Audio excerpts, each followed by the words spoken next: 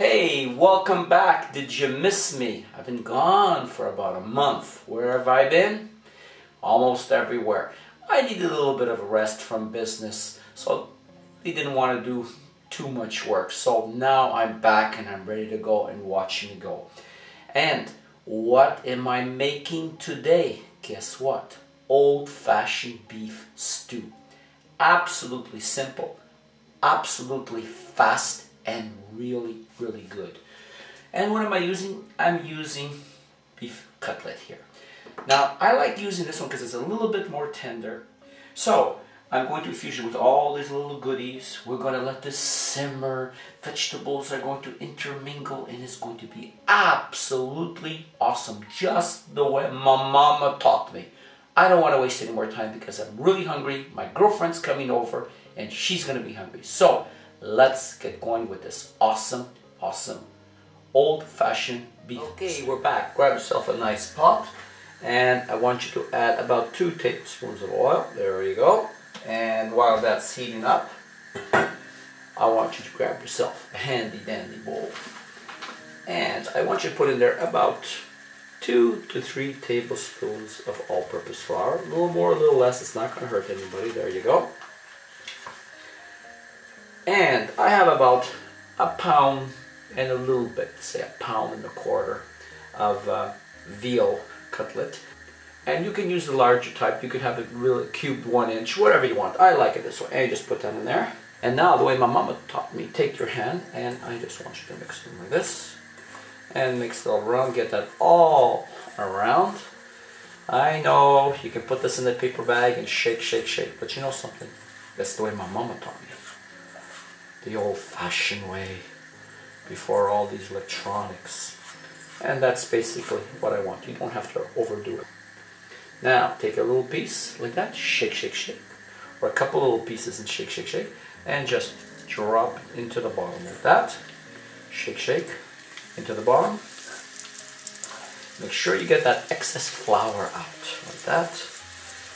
Now, see how easy that is? Just drop like that, and alright, now make sure your heat is on high, and all I want to do is slightly brown it. So, as this is browning, I shall be back.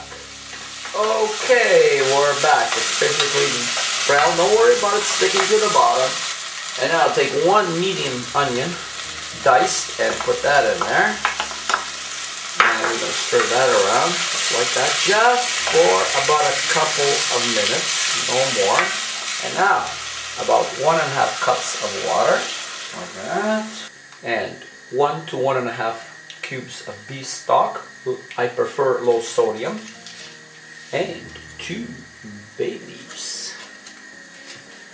1 cup of diluted tomato juice, or just plain tomato juice. And we pour that in there. And 1 heaping teaspoon of tomato paste. You can add more if you want. Yummy. And now a little bit of pepper, about 1/3 a teaspoon to 1/2 teaspoon. 1 cup of celery. There. 2 carrots, and I like a little bit big like this. You can make them smaller if you want. It's up to you. And 3 large potatoes, or 4 medium potatoes. Now, I like to put them this size here. You can make them a little bit smaller if you want. It depends on you. This is your soup, not my soup. Now, depending on your combination that you have here, you have to watch the water level. So what I'm going to do, I'm just going to put another 1/2 cup of water in there. And now, I'm going to give that a little stir. Now, the meat stock I added in here does have a little bit of salt. It's low sodium. So at this stage, I really don't want to add any more salt unless I have to, but I will taste it in the end. And what I would recommend, if you use a cheaper cut of meat, what I would do first is I would let the meat simmer in the sauce first for 15-20 minutes before I would put the vegetables in. That way it will become a little bit softer if you're using the lower grade meat. But anyways, now we let that come up to a boil. Okay, I'm back. Now you can see it started to come to a boil, so I'll give it a little stir. I want you to bring the heat down to low, and I want you to cover it. And I want you to take your handy dandy chicken and I want you to mark it for 1 hour. Yes, 1 hour. I want this to simmer slowly.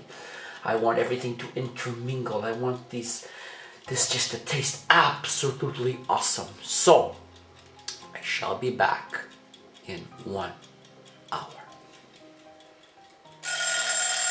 Alright, it's been an hour. Let's take a look at this. Oh, does that look good? Now, like I said, this has been going on simmer for about an hour. And what I did, I came here every like 15 minutes to give it a little stir. Now, I'm not going to add anything to this yet. What I'm going to do is I want to reduce this liquid just a little bit more. So, what I'm going to do is I'm going to let it go for another half an hour. Yes, half an hour. And I'm going to let it go on simmer. And I want you to come back every 10 minutes or so. Give it just a little tiny stir. And keep an eye on it. The low setting on some stoves is a medium, and I don't want you to burn it. Now look how that's coming out. Take a look at that. Oh, oh, absolutely awesome. And the smell. So, grab your handy dandy chicken again, and I want you to set that all the way down to 30 minutes, and I shall be back with the chicken. And we're back. Here it is. Take a look at that. Look at that delicious sauce. Absolutely awesome. Now, here we go with the famous taste test. Remember, this is for you, not for me. And it's absolutely perfect. I don't have to add absolutely nothing. So no, all I want to say is thank you very much for allowing me to present this recipe for you. I hope that you enjoy it. It is absolutely 100% awesome, just the way my mama taught me. And thank you very much for being on my channel. And see you again on my next cooking recipe. Thank you and goodbye from Cooking Around. Goodbye now.